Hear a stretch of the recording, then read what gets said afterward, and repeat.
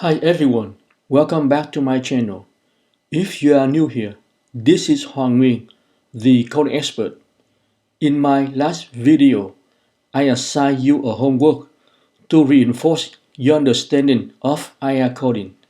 Today, we will review that exercise together to see how well you apply the concepts. This review will help strengthen your knowledge and ensure you are on the right track. After that, I will give you a new homework to help you dive deeper into a new vascular family for IR coding. This will expand your knowledge and give you a fresh challenge to master. So grab your CPT book and let's dive in. If you watched my video and took notes, you should remember these steps. First, identify the reason for the procedure.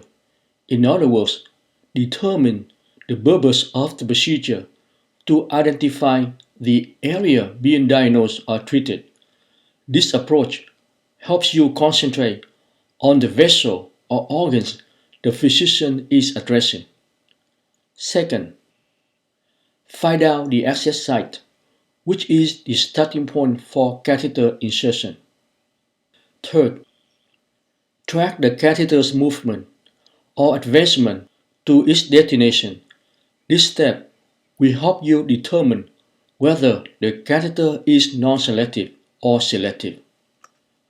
Fourth, confirm where the angiogram is performed and ensure the findings are documented. If no findings are documented, then we cannot assign a code for the angiogram. And lastly, verify whether an intervention was performed, such as balloon angioplasty, stent placement, atherectomy, thrombectomy, embolization, etc., and code them if they were done. Make sure you remember these essential steps when coding an IR case. Case number 5. This is the homework I gave you in my last video. I hope you took some time to review your notes while watching my videos and completed your homework. Let's see how you did. Remember, to learn coding quickly and effectively, you need to take notes, study, open your books, and do the homework. There's no shortcut. Let's read it. A 68-year-old female patient presents with complaints of flank pain and uncontrolled hypertension, suggesting possible renal artery disease.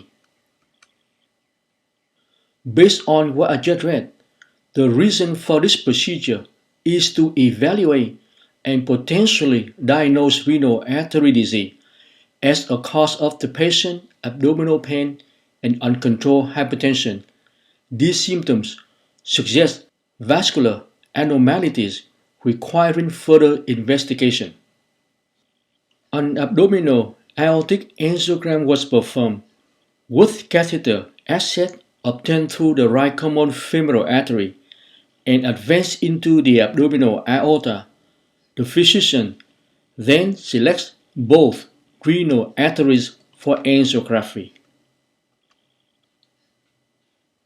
Based on what I just read, the catheter was inserted through the right common femoral artery down here and advanced into abdominal aorta, then select both renal artery to perform a renal angiogram. The angiogram findings reveal significant stenosis in the left renal artery, prompting angioplasty, and severe stenosis in the right renal artery, requiring stent placement. Both interventions are performed during the same section. Based on what I just read, the angiogram revealed significant stenosis in the left renal artery, requires angioplasty, and severe stenosis in the right renal artery requiring stent placement. Now, you have all the relevant information to code an IR case. The catheter placement in both renal arteries. the angiogram performed with its finding, and the intervention, angioplasty on the left renal artery and stent placement in the right renal artery. If you haven't had a chance to do your homework, pause the video, open your CPT book, and try to find the code for this case. I'll play a short music clip and wait for you, so go ahead and do it now.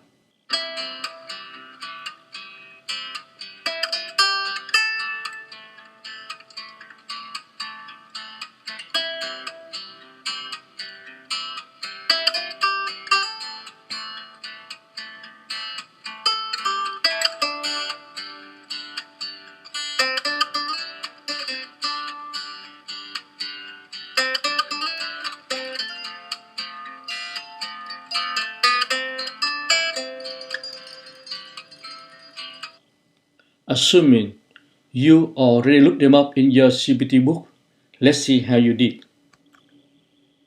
In your CPT book, if you look in the main index at the back under the main term, catheterization, then subterm renal artery, you will find the code range 36251 to 36254. Your next step is to check this code range in the tabular list, where you will see that 36252 selective catheter placement, first order, main renal artery for renal angiography, including flush arteriogram when performed bilateral, is the correct code to use for catheter placement in both renal arteries.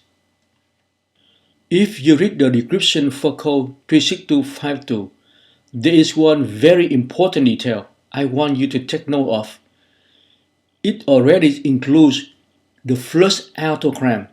In other words, the abdominal aortic angiogram is bundled into this code, so you do not code 75625 separately. This is a common mistake many coders make on the exam. Next, in your CPT book, if you look in the main index at the back under the main term, angioplasty, then subterm renal artery percutaneous, you will find the code range 37246 to 37249. Your next step is to check this code range in the tabular list,